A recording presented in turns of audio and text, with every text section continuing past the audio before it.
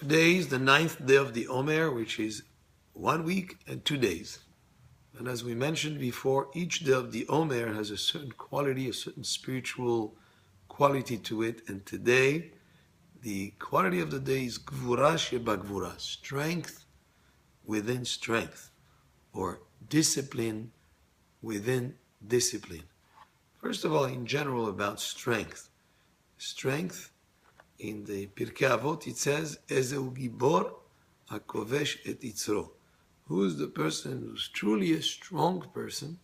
He's a person who's able to control his yitzro, his yetzer hara, his negative impulses, who's able to control himself. And that is the true strength that we're speaking about. Not the physical strength of somebody who trains at the gym and has muscles, etc. We're not talking about that strength. The true strength is the strength of character, the strength of character to have discipline, to be able to overcome temptations.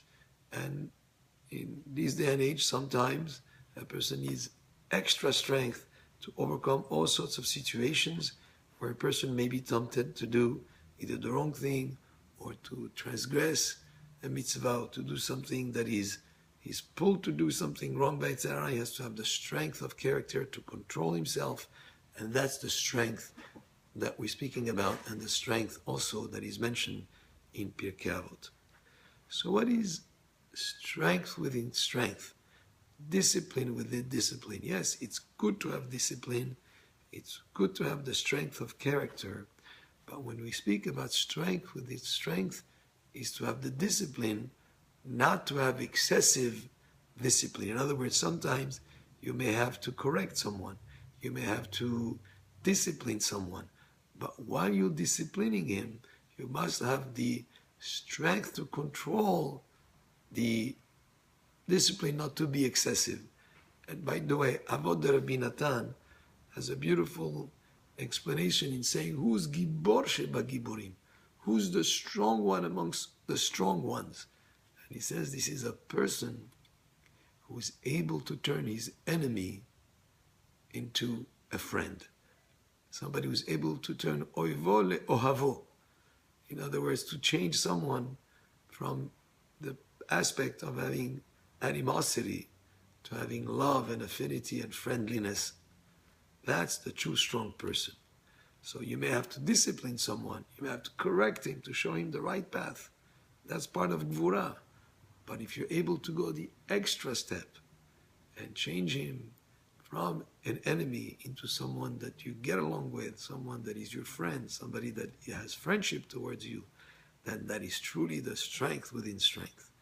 And that's an important aspect to think about today as we count the 9th day of the Omer. Now, in the Musar today of Chok Israel, just to give you a short synopsis of some of what we learned today in the Musar of Chok Israel, it speaks about Gmilut Hassadim, acts of kindness, Bikur Cholim, visiting the sick, very important mitzvah to visit someone who's not well, Hava'at Shalom, to make peace amongst people. If you see people who don't get along, you bring peace among them, Achnasat Orchim.